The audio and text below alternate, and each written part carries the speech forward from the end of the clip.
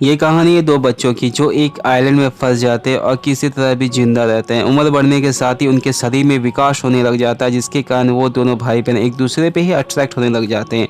आखिर कब तक ये लोग इसी आइलैंड में फंसे रहेंगे या निकल पाएंगे कि नहीं, आइए चलिए देखते हैं। कहानी की शुरुआत में हमें दो भाई बहन को दिखाया जाता है, जिसमें से लड़की का नाम रिचर्ड और उसकी छोटी बहन का नाम एमलिन था। उनका एक नौकर भी था जिसका नाम बटलर था। उसके परिवार में उसकी माँ और पिता थे जो कि उसी बोट में थे। कुछ देर के बाद उसके पिता को पता चलता है कि उसके बोट में कुछ खराबी आ गई, जिसके कारण उसके बोट में आग लग जाती है और पूरे बोट में भगदड़ सी मच जाती है। कई सारे लोगों की जान भी चली गई थी। इसके बाद बटलर रिचर्ड और एमलिन को दूसरी बोट में लेकर के निकल जाता है और बहुत ज़्यादा धुआं होने के कारण उन्हें कुछ दिखता नहीं है। फिर वो लोग अपनी बोट को लेकर आगे निकल जाते हैं। कुछ देर के बाद उसी धुएं के कारण उन लोग बेहोश भी हो जाते हैं। फिर अगले दिन जब बटलर की नींद खुलती है तब वो देखता है कि वो समुद्र के बीच में है, जहाँ पर उसे मदद मिल पाना काफ़ी मुश्किल है और वो हताश हो जाता है। उसे लगता है कि उसकी मौत अब तय है। यहाँ पर ही जब वो लोग उसी बोट पे रात गुजार रहे होते हैं और अगले दिन जब उठते हैं तब एमलिन देखती है कि सामने एक आइलैंड था। वो बटलर को भी दिखाती है। बटलर को फिर बटलर अपनी बोट को उस आइलैंड की तरफ मोड़ लेता है और वो अंदर जाकर के देखता है कि एक इंसान को जिंदा रहने के लिए जो कुछ चाहिए था वो सब इस आइलैंड में था, जैसे पीने के लिए साफ पानी, खाने के लिए भरपूर मात्रा में फल फूल, यहाँ तक कि उसे पीने के लिए शराब भी मिल चुका था। उन लोग पहले तो बहुत खाते हैं पीते हैं और उसके बाद रिचर्ड एक इंसान की खोपड़ी ला करके देता है बटलर को, जिससे वो समझ जाता है कि यहाँ पर ही उसके अलावा भी कोई रहता है और यहाँ पर खतरा है। तो वो उन बच्चों को लेकर के कहीं दूसरे आइलैंड की तरफ चला जाता है। फिर एमलिन एक लाल बेरी को अपने मुंह के अंदर डाल लेती है और बटलर आकर के एमलिन को बताता है कि ये बेरी जहरीली है और उसके मुंह से निकाल कर फेंक देता है। और फिर अगले दिन बटलर सभी बच्चों को आग जलाना सिखाता है, मछली पकड़ना सिखाता है और इंसान को रहने के लिए घर की ज़रूरत पड़ती है और घर कैसे बनाया जाता है, उसको कैसे बुना जाता है, वो सारी कलाएँ वो सिखाता है। उसे लगता है कि कल को जिंदा नहीं भी रहता है तो ये बच्चे अपने आप जिंदा रह सकते हैं। ऐसे करते करते रात हो जाती है। फिर बटलर को आइलैंड के दूसरी तरफ से ड्राम बजने की आवाज़ सुनाई देती है और उसी आवाज़ के जब पीछे जाता है तब वो देखता है कि इंसान की मांस के टुकड़े को एक पत्थर में रखा गया था, जिससे वो काफ़ी डर जाता है। उन बच्चों के पास जाता है और उन्हें बताता है कि उस आइलैंड की दूसरी तरफ शैतान रहते हैं, इसलिए तुम्हें कभी भी वहाँ पे नहीं जाना है। और इसके लिए वो वादा भी करने के लिए कहता है। वो बच्चे वादा भी करते हैं। इसके बच्चे बहुत ज़्यादा डरे रहते हैं, जिसके कारण बटलर उनके पास जाता है, उन्हें हंसाता है, उनके साथ डांस करता है। और बटलर बहुत ज़्यादा शराब पिया रहता है, जिसके कारण उसे होश नहीं रहता है, तो वो वहीं पर ही सो जाता है।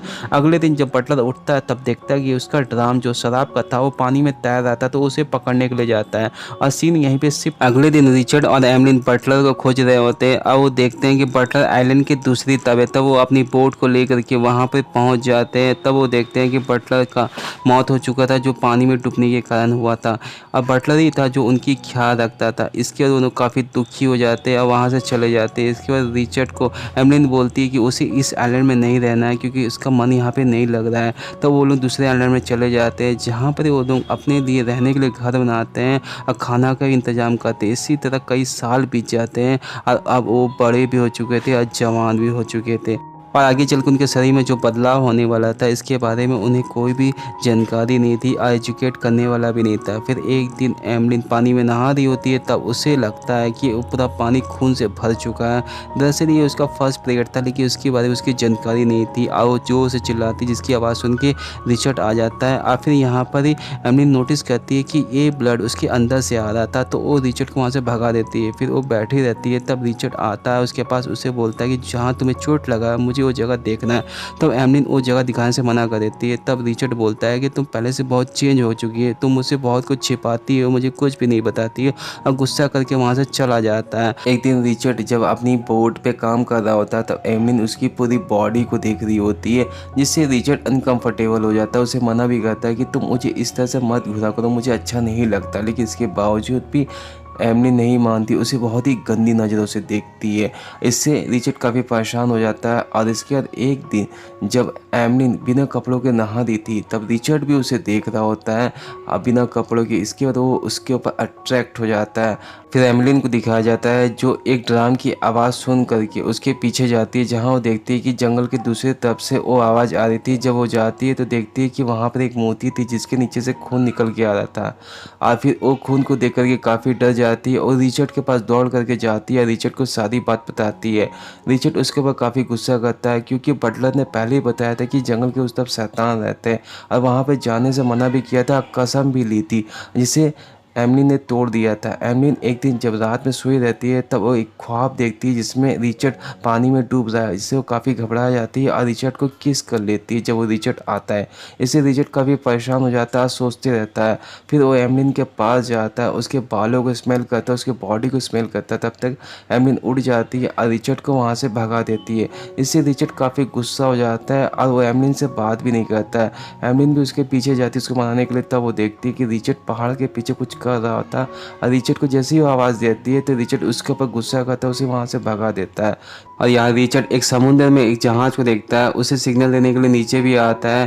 और यहाँ पर एमलिन भी उस जहाज़ को देखे रहती है, वो चाहती थी उन लकड़ियों को ढेर को जला करके सिग्नल दे सकती थी क्योंकि वो उसके बहुत ही पास थी। लेकिन एमलिन को ये जगह पसंद आ चुका था, वो यहाँ से जाना नहीं चाहती थी। रिचर्ड नीचे आता है, काफ़ी गुस्सा भी करता है एमलिन के ऊपर।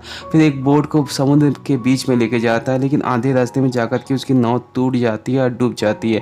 फिर वो बाहर आता है, यहाँ पे एमलिन उसका खूब मजाक उड़ाती है, उसे बोलती है कि तुम पत्थरों के पीछे जाके क्या करते हो, मुझे सब पता।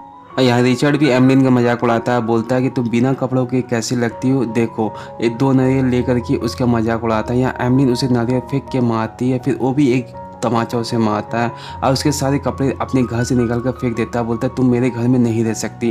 फिर यहाँ पर एमलिन भी सामने में एक झोपड़ा बना के रहती है और एमलिन एक मूर्ति की पूजा करके जब वापस आ रही होती तो उसका पैर एक मछली पे पड़ जाता जो कि जहरीली थी, जिससे उसका तबीयत खराब हो जाता। यहाँ पे रिचर्ड भी काफ़ी दिनों से एमलिन को देखा नहीं रहता, तो उसके झोपड़े में जाता जहाँ देखता है कि वो काफ़ी बीमार थी। फिर उसको उसके पास जाता है, तब एमलिन बोलती है कि मुझे मेरे भगवान जो कि उस मूर्ति को मानती थी उसके पास ले जाओ। यहाँ पे रिचर्ड भी उसे उठा करके वहाँ ले जाता है, वहाँ पे वो उसके लिए प्रे भी करता है और उसकी प्रे सुनी जाती है और वो ठीक भी हो जाती है। इससे रिचर्ड काफ़ी खुश हो जाता है और एमलिन को गले लगा लेता है। फिर एमलिन को कुछ खाने को देता है क्योंकि वो कई दिनों से कुछ खाई भी नहीं रहती है। फिर अपने साथ लेके आता है, जिसके बाद इन्हें एक दूसरे को किस कर लेते हैं और कब एक दूसरे के साथ अल्टीमेट हो जाते हैं इन्हें पता भी नहीं चलता। ये इनके लिए फर्स्ट टाइम था, लेकिन जो भी था एक्सपीरियंस बहुत ही इन्हें मज़ा आ रहा था। दिन में कई बार ऐसा किया करते थे और अब तो इनको आदत सी पड़ गई थी। इन्हें या तो शिकार किया करते थे या तो एक दूसरे का टाइम बिताया करते थे। इसके बाद एमलिन की बॉडी में चेंजेस होना स्टार्ट हो चुका था और पहले से ज़्यादा उसे भूख लग रहा था और अब वो उल्टी भी करने लग गई थी, जिसे रिचर्ड को काफ़ी अजीब लगता है। एक दिन रिचर्ड एमलिन के पास आने की कोशिश करता, तब यहाँ पर एमलिन मना कर देती है और रिचर्ड एमलिन को बोलता है कि तुम पहले से बदल गई हो, मुझसे पहले की तरह प्यार भी नहीं करती हो। यहाँ पर एमलिन बोलती ऐसी कोई बात नहीं है, मेरी तबीयत ख़राब है, ऐसा लग रहा है मेरे पेट में कुछ है। और उसके हाथ को अपने पेट को पटकती है। दरअसल वो प्रेग्नेंट हो चुकी थी और इसके बारे इन दोनों को पता भी नहीं था। यहाँ रिचर्ड को भी उस ड्रम बजने की आवाज़ सुनाई देती है, तो उस ड्रम बजने की आवाज़ के पीछे जाता है जहाँ देखता है कुछ आदिवासी एक आदमी के बलि दे देते, जिससे वो काफ़ी डर जाता है और एमलिन के पास आता है। एमलिन का भी डिलीवरी का टाइम हो चुका था और वो एक बच्चे को जैसे तैसे करके जन्म देती है। उसे काफ़ी दिक्कत भी होती है। फिर उस बच्चे को इन्हें ले करके अपने घर आते हैं, जिसके कुछ देर के बाद बच्चा रोने लग जाता है भूख से। इन्हें पता भी नहीं था कि वो बच्चे को क्या खिलाना है, तो उसे डाब पिलाते हैं या तो आम खिलाते हैं। लेकिन इसके बाद भी वो बच्चा रो रहा था। तब एमलिन को देखा नहीं जाता तो उसे सीने से लगा लेती है, तो वो बच्चा अपना खाना खुद ही ले लेता है।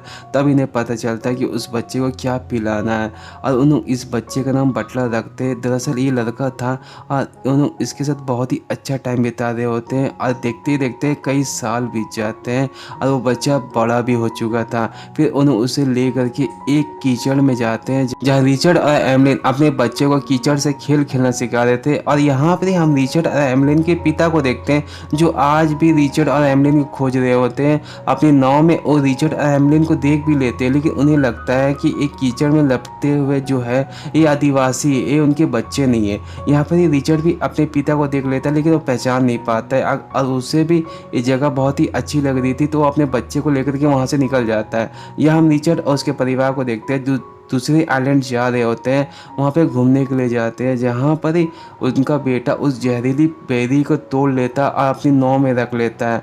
और यहाँ पर ही एमलिन जब नाव में बैठे रहती है तो उसका नाव बहने लग जाता है और एमलिन रिचर्ड को आवाज़ लगाती है और उसकी आवाज़ सुन के रिचर्ड पानी में कूद जाता है और तैरते हुए उसके बोट की तरफ जाता है। लेकिन एक शार्क भी रिचर्ड के पीछे पड़ जाती है। तब एमलिन एक पतवार से उस शार्क के ऊपर हमला करती है, जिससे वो शार्क भाग जाती है। लेकिन इनके पास अब कोई भी पतवार थी नहीं। इन लोग समुद्र के बीच में खींचे चले जा रहे थे। अब कुछ देर के बाद इन लोग समुद्र के बीच में पहुंच जाते हैं। इन लोग काफ़ी हताश हो जाते हैं और फिर कुछ देर बाद उसी बोट में सो जाते हैं।